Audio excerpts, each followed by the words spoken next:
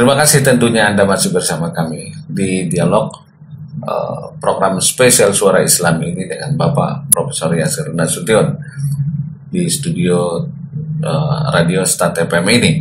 Kita tadi membahas tentang sosial kehidupan kita dengan nilai-nilai budaya Mandailing Natal yang kita ketahui bahwa sangat sesuai sekali dengan adanya ajaran-ajaran agama Islam yang kita anut ini, artinya cukup matching dalam kehidupan kita sehari-hari.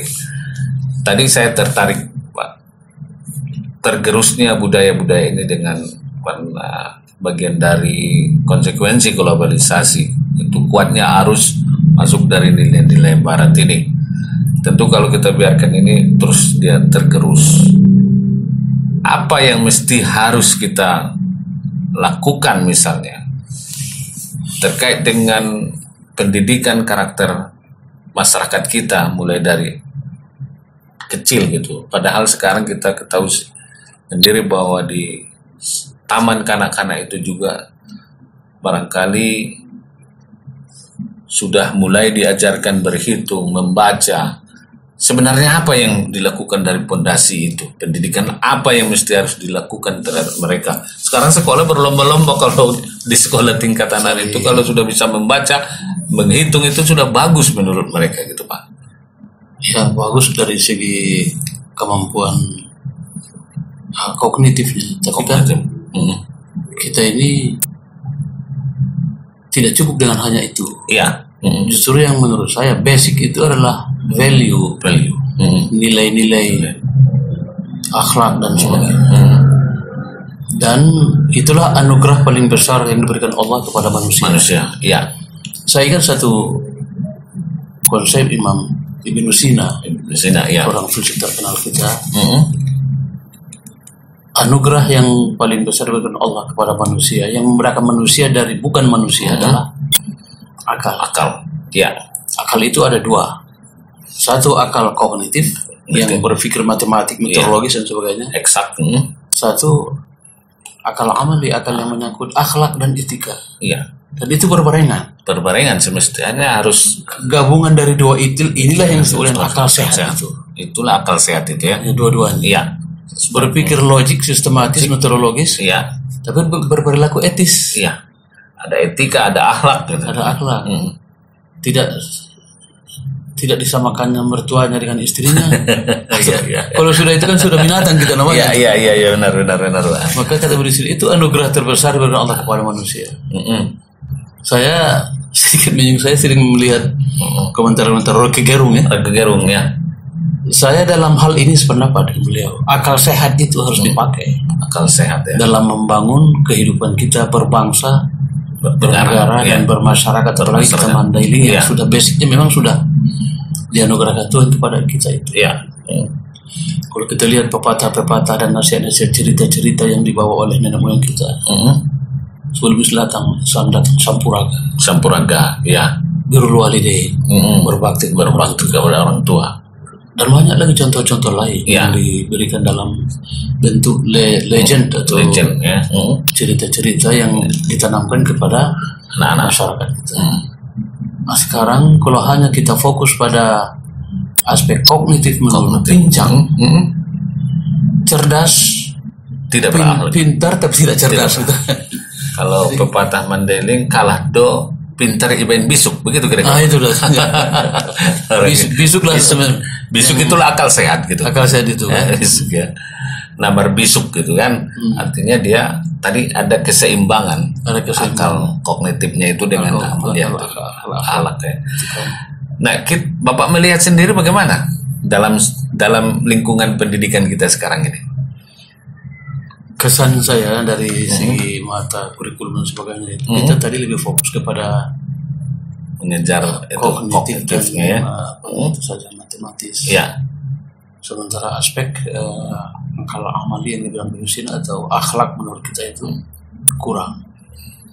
Sebenarnya lebih penting itu. Jadi terjadinya misalnya kecenderungan, katakanlah seseorang itu setelah menjabat atau apa itu terjadi misalnya katakanlah yang saat ini marak korupsi atau koruptor itu karena memang tidak berakhlak dan itunya gitu Pak. Pekerjaannya itu yang tergeser gitu Pak, nilai-nilai tergeser. Nah mesti harus lebih kuat ditanamkan gitu Pak. Iya, dan seperti Bapak katakan besok dari hasil kalah do pintar di main besok gitu ya. Dan saya kira itu yang diajarkan William Iskandar ke kita. Iya, itu William Iskandar memang begitu. Marbisuk. Jadi dulu budaya kita ini bagaimana Pak bisa kita masukkan lagi misalnya dalam kurikulum pendidikan kita atau muatan lokal kita ini. Budaya-budaya mengenai Natal ada dulu turi-turian gitu kalau nggak salah itu Pak, turi-turian itu nasihat-nasihat gitu kan. Kemudian ada cerita-cerita cerita-cerita yang mengandung nasihat gitu. Itu nampaknya sangat sulit sekali nggak ketemu lagi tuh. Cerita Sembalin Kundang, cerita Sampuraga, cerita ada saja banyak cara. Ada sair-sair pun ada di Mandailing dulu kan. Ya saya termasuk yang setuju sekali itu dihidupkan kembali. Ya. Apalagi kepada generasi muda anak-anak sekolah. Itu materi yang berbentuk kisah, sair dan cerita itu lebih mengena ketimbang mata pelajaran formal. Karena formal itu kan beban, menghafal gitu kan. Berat kali kan. Apalagi anak TK udah dibebankan menghafal begitu kan. Itu berat kali. Jadi dia bercerita gitu Pak ya. Mungkin ada yang saya tambahkan. Boleh. Ya. Saya lihat kesan saya, mungkin saya keliru. Kesan saya tokoh-tokoh kita di Mandailing Natal. Kalau kita berbicara tentang budaya Mandailing Natal, yang terpikir mereka itu aspek formal, seninya gitu. Gordang sambilan, manotor, moncak gitu kan. Itu perlu juga. Tapi yang lebih penting yang tadi itu nilai-nilai apa itu Pak ya? Nilai-nilai dasar yang menyangkut value lah gitu. Mandailing value. Iya. Dan kita itu punya sejarah yang panjang tentang pendidikan. Iya. Jasa-jasa William Iskandar saya kira tidak kalah dibandingkan dengan para tokoh nasional pendidikan pendidikan. Ya, tidak kalah dengan Ki Hajar Dewantara misalnya kan tidak kalah. Cuma selama ini kita kok minder mengangkat ini gitu. Kita apa gitu. Karena kita punya tokoh gitu kan. Kita punya tokoh, kita lupakan, kita ambil tokoh orang lain. Jadi rasa kepemilikan itu kok kurang ya. Kurang. Dan itu kurang mungkin karena tidak ditanamkan dari kecil. Nah, nilai-nilai budaya dalam kehidupan kita sehari-hari juga nampaknya sangat jarang sekali. Padahal ini penyambungan misalnya. Kotanya masih kota kecil, tapi itu sudah mulai tergeser sebenarnya Pak. Kehidupan individualisme itu juga sudah mulai terasa. Dulu buktinya kalau misalnya di sebuah orja pengizinan gitu, itu gotong royongnya nampak, bermasak mulai dari misalnya mengupas kelapa itu langsung panggilan hatinya yang datang. Iya, tapi sekarang itu tidak ada lagi gitu kan. Merasa berdosa dia rasa tidak datang. Iya. Kalau telat saja pun dia merasa berdosa dan rasa malunya itu luar biasa gitu Pak. Kalau terlambat dia datang misalnya, kalau dan sindirannya juga enak. Nangai sudut orang hari begitu kira-kira kan. Jadi udah terpukul dia itu kan. Terpukul ya. Tapi sekarang nggak ada lagi. Itulah memang saya melihat itu memang ini ya perlu ditanamkan kembali. Saya kira memang stakeholder secara menyeluruh lah. Nah, para tokoh-tokoh pendidik, pemerintah daerah, MUI, dan tokoh-tokoh adat. Jangan tokoh-tokoh adat ini jangan hanya melihat seni gordang sambilan, tapi menanamkan dan itu ya. Mereka lihat lebih banyak ke gordang sambilan dan marhata-hata. Ya marhata perlu juga, tapi intinya itu. Ya, itu hanya warna-warni dari budaya itu sendiri. Nilai-nilai kehidupan, nilai-nilai budayanya dalam kehidupan itu, rasa malunya. Itu dulu Pak, kalau kita saja misalnya,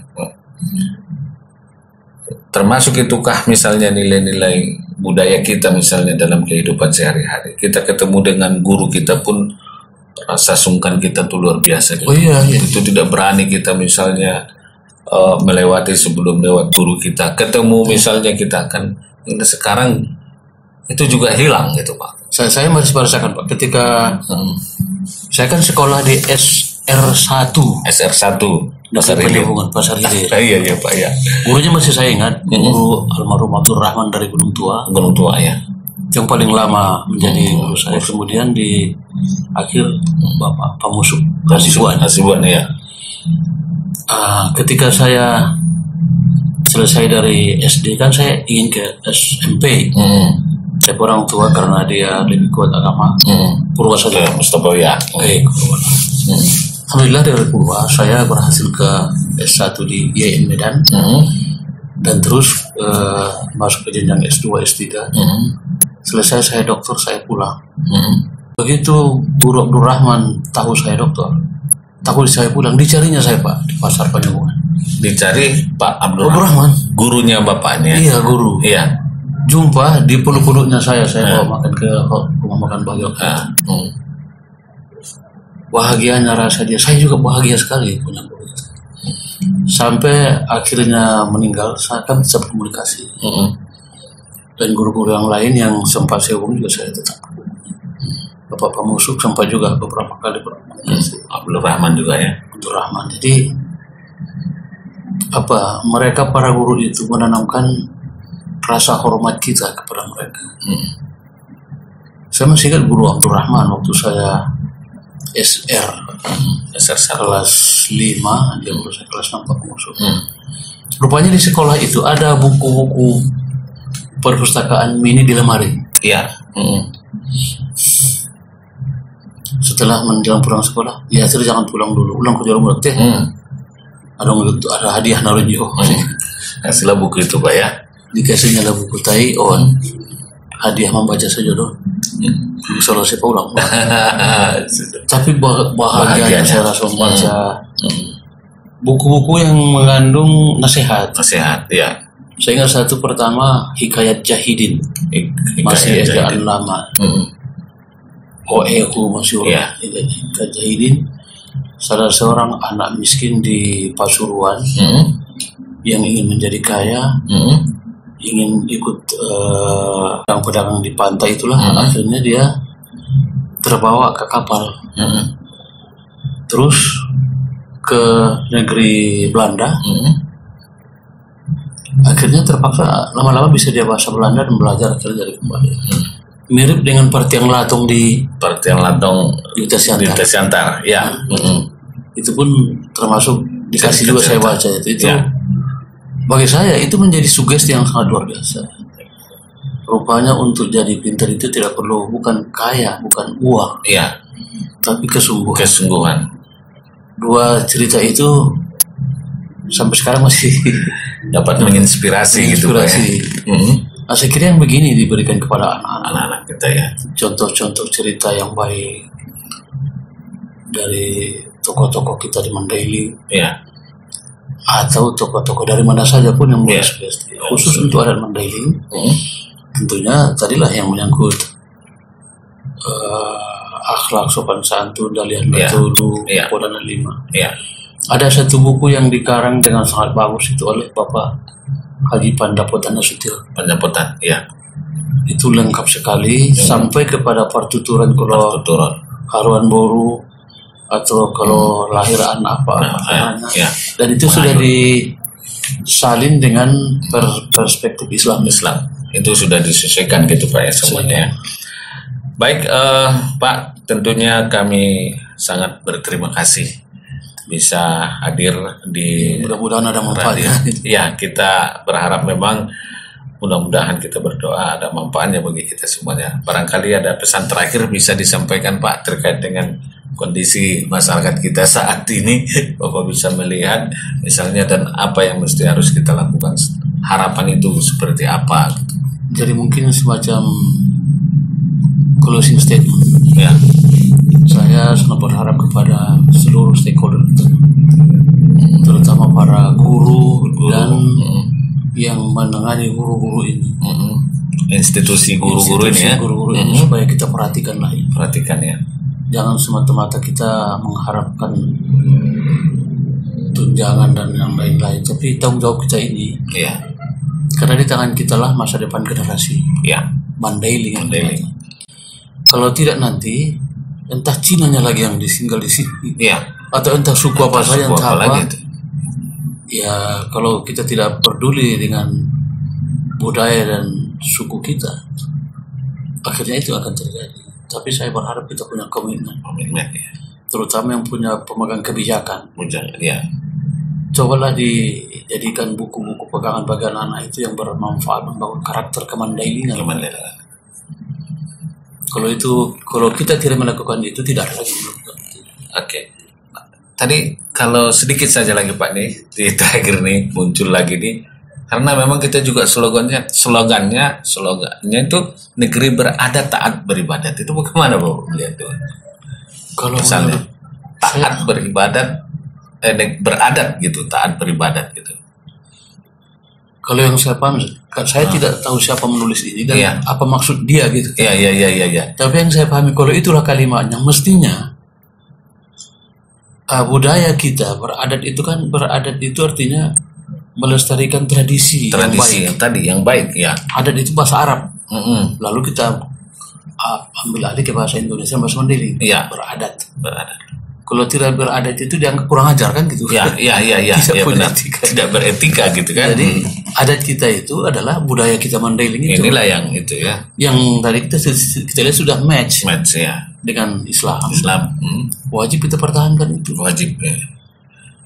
Kalau kita mempertahankan adat itu, kita akan menjadi terhormat, dihargai orang, disegani orang. Iya. Saya seperti kata-kata tadi pernah membacakan itu Purana 5 di acara Isra Mi'raj Nasional di Istana Negara. Ya.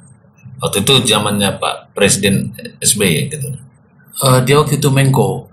Presidennya Megawati. Presiden ya. Malah Megawati menyelami saya, terima kasih, itu bagus sekali, harus dilestarikan. Nilai-nilai budaya datang pula SBY perlu dikembangkan dalam kajian yang lebih serius.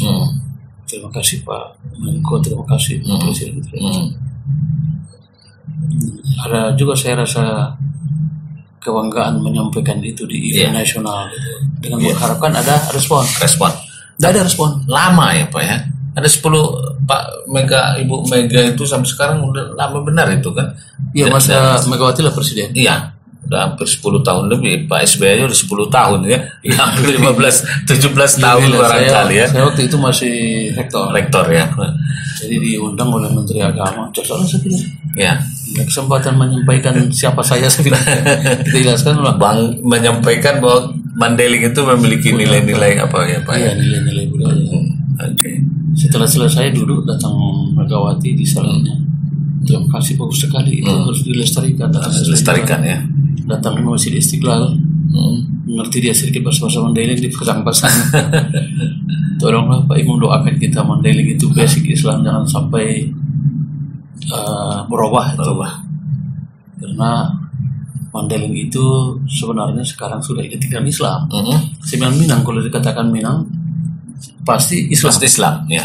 Sama sebenarnya ada mindset itu Pak ya. Sudah terbentuk itu. Sudah terbentuk gitu ya. Dan itu tidak jadi masalah karena dalam tradisi budaya internasional begitu.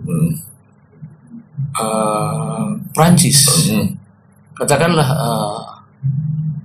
Jerman kan, image kan itu negara Kristen. Iya.